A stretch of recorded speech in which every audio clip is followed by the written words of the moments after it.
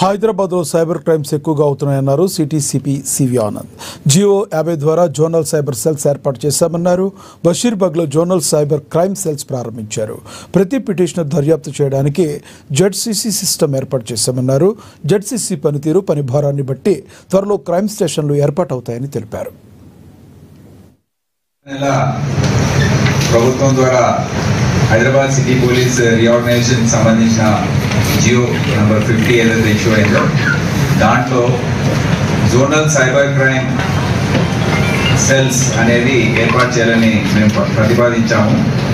So అది జియో రూపంలో రావడంతో మేము ఈరోజు దాన్ని అన్నింటినీ ఆర్గనైజ్ చేసి ఈరోజు లాంచ్ అనేది ఎందుకు ముఖ్యంగా ఎందుకు ప్రారంభిస్తున్నామో అనేది మీకు ఎక్స్ప్లెయిన్ చేయాలి.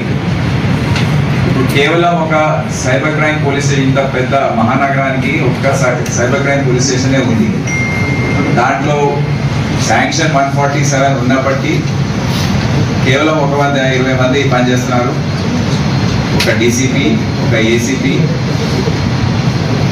10 మంది ఇన్స్పెక్టర్లు, ఒక 20 ఎస్ఐస్, మిగతా హెడ్ కానిస్టేబుల్స్, హోమ్ గార్డ్స్.